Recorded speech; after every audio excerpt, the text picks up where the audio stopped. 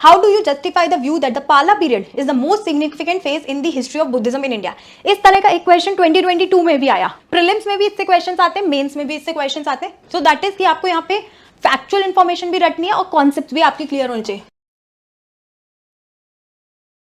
Hello everyone, I hope you all are doing well and I welcome you all to the channel UPSC Mentorship by Prep IAS.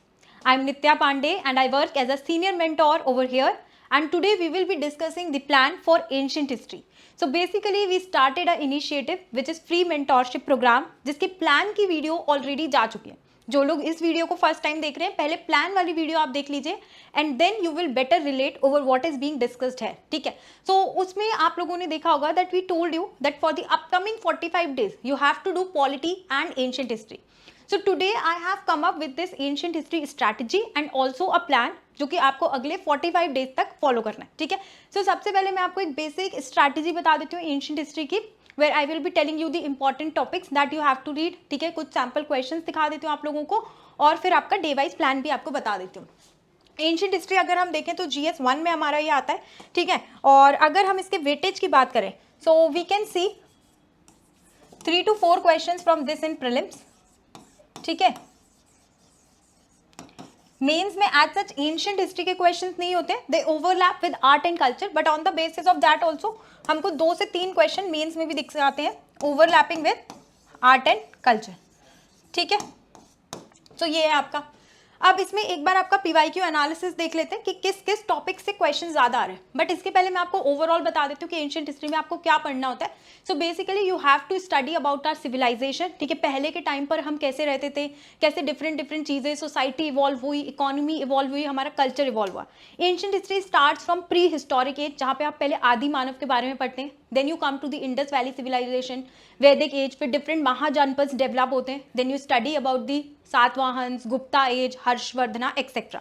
ठीक है, तो basically आपको overall देखना होता है कि डिफरेंट जो डायनेस्टीज हैं उनके टाइम पर क्या हुआ, क्या उनकी जोग्राफिकल टेरिटरी थी, उनका फाउंडर कौन है, उनकी polity, economy, geography, society, culture, वहाँ पे साइंस एंड टेक्नोलॉजी में क्या क्या इनोवेशंस थे, इस तरह की चीजें आपको पढ़नी. ठीक है, अब यहाँ पर अब हम देखेंगे कि यूपीएससी ने किस तरह से क्वेश्चंस पूछे हैं और कौन से इंपॉर्टेंट टॉपिक्स हैं. चलिए, तो सबसे पहले ये हम देखते हैं. सो यहाँ पर आप देख सकते हैं हड़प्पन सिविलाइजेशन और मौर्यन एम्पायर से 2016 में 2 क्वेश्चंस आए. So that is Harappan civilisation ना बहुत ज्यादा फेवरेट टॉपिक है यूपीएससी का with respect to ancient history. Prelims में भी इससे क्वेश्चंस आते हैं, मेंस में भी इससे क्वेश्चंस आते हैं. तो यहाँ पर जो ये ब्रेकडाउन है this is specifically of mains. ठीक है, फिर लिटरेरी सोर्सेज जैसे कि आप देखेंगे दीपवंश, महावंश, ठीक है, हर्षचरिता. सो बेसिकली जो डिफरेंट बुक्स उस टाइम पे लिखी गई हैं उससे हमें उस टाइम पीरियड की इंफॉर्मेशन कैसे मिल रही है, इस पर क्वेश्चन आते हैं. संगम लिटरेचर, टेम्पल आर्किटेक्चर, थोड़ा सा मैंने जैसे आपको बताया था कि ओवरलैप होके क्वेश्चंस आते हैं, इसलिए यहाँ पर ये ऐसा है. Then knowledge of fire in palaeolithic age. ठीक है, तो पेलियोलिथिक एज आपका प्री हिस्टोरिक टाइम्स से हो गया. सो इससे क्वेश्चन आ रहा है. देन हमारे पास क्वेश्चन है numismatics is coinage, archaeological sources, again Harappan civilisation से क्वेश्चन आ रहा है. Mesolithic rock painting, again mesolithic age और rock painting, so art and culture से भी ओवरलैप हो गया. ठीक है, मेगालिथिक कल्चर से. देन ये इसका थीम वाइज क्लासिफिकेशन है, जैसे कि religious movements, modern, post modern era, Indus valley civilisation etcetera. इन सब टॉपिक्स से हमको क्वेश्चंस देखने को मिलते हैं. ठीक है, अब इसमें की ऑब्जर्वेशंस है कुछ, दैट इज कि आपको किन चीजों पे फोकस करना है वाइल रीडिंग एंशिएंट हिस्ट्री.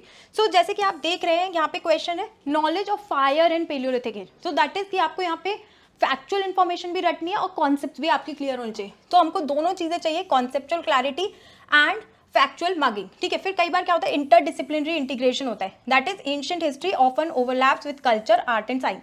ये मैंने आपको इनिशियली बता दिया कि डायरेक्ट एंशिएंट हिस्ट्री के आज सच क्वेश्चंस नहीं होते, they overlap with art and culture.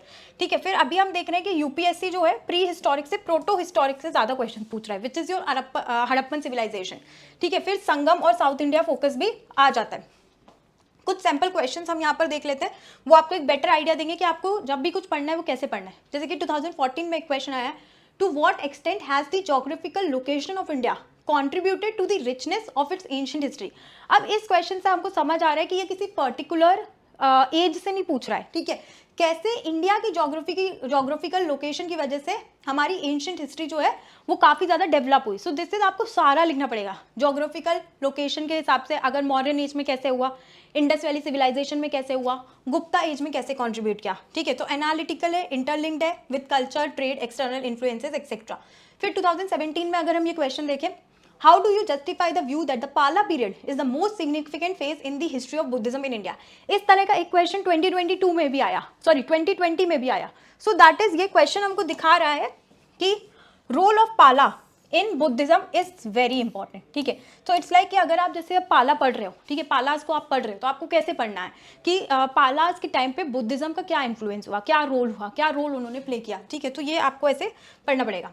Then just a minute, bring out the significance of mesolithic rock art of central India, ठीक है। तो अगर आप मीजोलिथिक पढ़ रहे हो तो आपको देखना है कि ठीक है रॉक आर्ट कहाँ कहाँ पर हुई, इस तरह से आपको चीजें पढ़नी है। Okay, now top important topics, most important topics आपके क्या क्या है, archaeological sources, literary sources, inscriptions, coins, foreign accounts. Foreign accounts different travellers आए, जैसे कि फाइयान हो गए, ह्यूनसांग हो गया, ठीक है, मेगास्थनीज हो गए, ये लोग डिफरेंट डायनेस्टीज के टाइम पर आए, इन्होंने क्या ऑब्जर्व किया, that is very important. Okay, then we have this Indus valley civilisation, ये बहुत ज़्यादा इंपॉर्टेंट टॉपिक है। चैल्कोलिथिक कल्चर, ठीक है, ये अंदर सब पार्ट्स हैं जो आपको पढ़ने पड़ेंगे, जैसे कि उनकी अर्बन प्लानिंग कैसी है, इकोनॉमी कैसी है, रिलीजन, आर्ट कैसा है, एक्सेट्रा, ठीक है।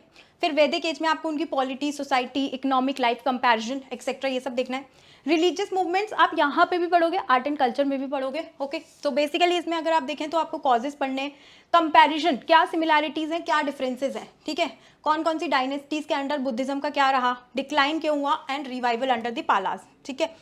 फिर modern empire, it is again, जब भी आप कोई भी एम्पायर वगैरह पढ़ रहे हैं तो उसके बारे में founder, geographical territory, important rulers, economy, culture, society, ये सब कैसा है, पॉलिटी, ये सब पढ़ना है, ठीक है। फिर पोस्ट मॉडर्न डेवलपमेंट्स आपको पढ़ने पड़ेंगे, गुप्ता एज पढ़ना है, साउथ इंडियन हिस्ट्री में संगम एज एक्सेट्रा। इसकी पीडीएफ आपको हमारे टेलीग्राम ग्रुप में मिल जाएगी, ठीक है। इसके नीचे डिस्क्रिप्शन में एक लिंक भी रहेगी, वो फॉर्म आप फिल करेंगे, उसके बाद आपको एक ड्राइव लिंक मिल जाएगी, आप वहां से भी इसको एक्सेस कर सकते हैं, ठीक है। फिर ये आर्ट आर्किटेक्चर आपको नहीं करना है, ये आपका ओवरलैप करेगा आर्ट एंड कल्चर के साथ। ओके, ठीक है। अब इसमें एक इंपॉर्टेंट चीज है कि पढ़ना कहाँ से है, ठीक है। पढ़ना तो ये सब है, but what are the sources. So now I will be telling you the sources for ancient history.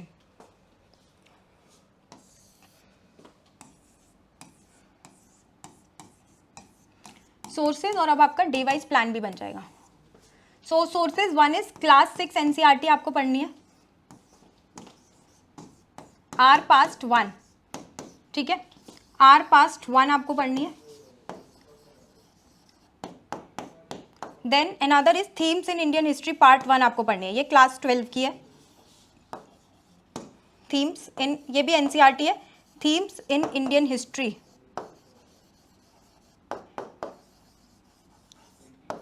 Part 1, ठीक है, दिस इज क्लास 12 एनसीईआरटी। सो आज ही मार्केट से जाकर ये परचेज कर लीजिए, अगर ऑलरेडी है तो वहाँ से आप ये पढ़ सकते हैं, अगर आप ऑनलाइन प्रेफर करते हैं तो पीडीएफ गूगल से डाउनलोड कर सकते हैं, ठीक है। इसको आप नोट डाउन कर लीजिए कि कौन कौन से सोर्सेज आपको पढ़ने हैं, दो, because I am going to clean this, ठीक है, दो सोर्सेज आपको ये पढ़ने हैं। देन अनदर इज आपको पढ़ना है class 11 old NCERT, R S Sharma, this is your major book जो आपको पढ़नी है, ठीक है। बाकी बुक्स, बट सबसे ज्यादा इंपॉर्टेंट उनमें से ये है, अगर आपके पास कम टाइम है तो आप डायरेक्ट इस बुक पे जा सकते हैं, अगर आपके पास सफिशिएंट टाइम है तो फिर आप क्लास 6 और क्लास 12। नाउ अगर आपको और ज़्यादा डिटेल में ये जानना है कि ये बुक्स को कैसे पढ़ना है, इनमें कौन सा स्पेसिफिक इंपॉर्टेंट चैप्टर है, कौन से चैप्टर को आप स्किप कर सकते हैं, तो उसके लिए डिटेल मैनर में we have the elevate course, जो कि हमारा पर्सनलाइज मेंटोरशिप प्रोग्राम है। अगर आप वो पर्सनलाइज गाइडेंस लेना चाहते हैं तो आप उसको ज्वाइन कर सकते हैं। चलिए अभी नेक्स्ट, अब हम डिस्कस कर लेते हैं आपका डे वाइज प्लान, ठीक है। ये सब हो गया, आपको क्लैरिटी होगी आई थिंक, रिसोर्सेज, स्ट्रैटेजी। अब आपका डे वाइज प्लान मैं बता देती हूँ। ओवरऑल आप लोगों ने जिसने भी प्रीवियस वीडियो देखी होगी उसको पता होगा कि ओवरऑल 45 डेज का प्लान है हमारा।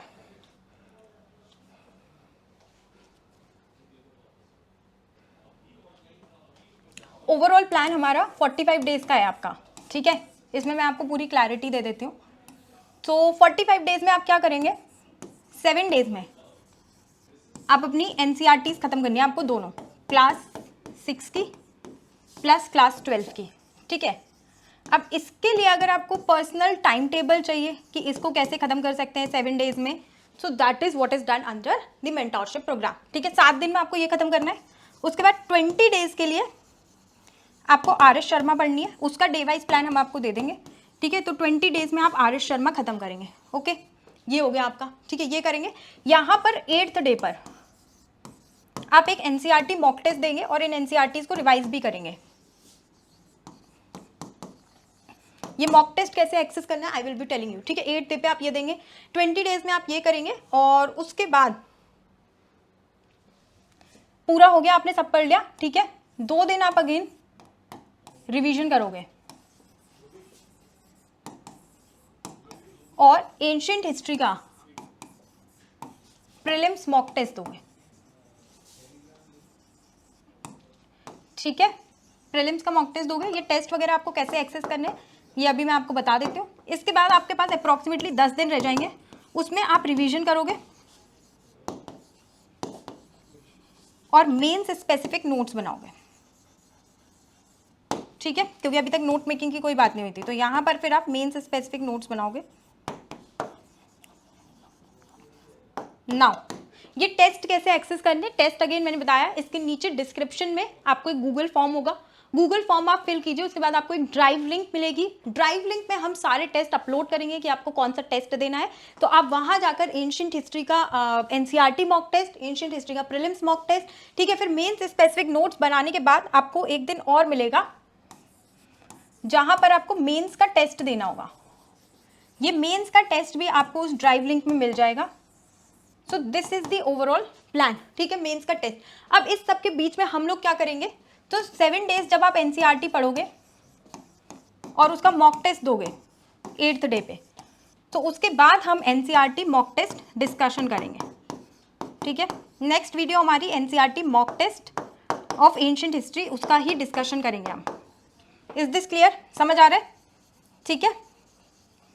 उसके बाद 20 दिन आप वो NCERT पढ़ोगे, एक दिन आप मॉक टेस्ट दोगे, फिर उसके अगले दिन हम आएंगे लाइक 22nd डे अराउंड, ठीक है। We will be coming up जहाँ पे हम एंशिएंट हिस्ट्री का प्रीलिम्स मॉक टेस्ट डिस्कस करेंगे, ठीक है। वी विल बी एनालाइजिंग, हम आपको बताएंगे कि किस क्वेश्चन में आप कैसे टिप्स टेक्निक्स वगैरह यूज कर सकते थे, ठीक है। उसके बाद आपने पूरा पढ़ लिया, आपके मेंस स्पेसिफिक नोट्स बन गए, आपको ये मेंस का टेस्ट देना है और इस मेंस के टेस्ट के पहले हम आपको एक लाइव आंसर राइटिंग सेशन करा देंगे एंशिएंट हिस्ट्री का। उसके बाद आप अपने टेस्ट दे सकते हो जाके, ठीक है। So that is there. अब आपको आई थिंक ये सब आपको क्लियर है, ठीक है, कि एक हफ्ते आपको ये ऑलमोस्ट 6 डेज या 7 डेज आप अपनी NCERT पढ़िए, 8th डे पे आप NCERT का मॉक टेस्ट दे दीजिए। उसके बाद आपको RS शर्मा पढ़नी है और अब RS शर्मा का आपको डे वाइज प्लान में बता देती हूँ।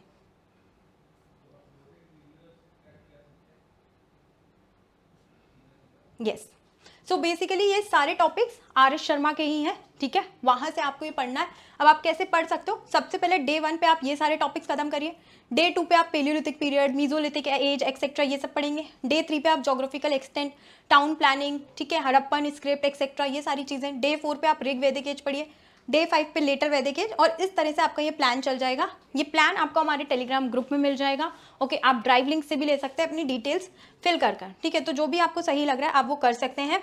साइमल्टेनियसली यहाँ पर मैं आपको एक चीज़ बताना चाहूँगी कि जब भी आप कोई भी NCERT पढ़ रहे हैं, जो भी टॉपिक आप पढ़ रहे हैं, उसी दिन आपको उसका PYQs भी देखना है, ठीक है, चाहे वो प्रीलिम्स के हों या वो मेंस के हों, वो आपको देखने ही देखने हैं, ओके। सो PYQs आपको हमेशा साथ में देखने हैं। अब इस सब में सवाल ये आता है कि मेंस स्पेसिफिक नोट्स की मैंने बात की थी और वो आप कैसे बनाएंगे। सो उसके लिए I will be coming up with a video जहां पर मैं आपको बताऊंगी how to make mains specific notes for ancient history, ठीक है। सो ये पूरी आपकी एंशिएंट हिस्ट्री की स्ट्रैटेजी थी, इसको फॉलो करिए और बस अब पढ़ाई में लग जाइए। Good luck all of you.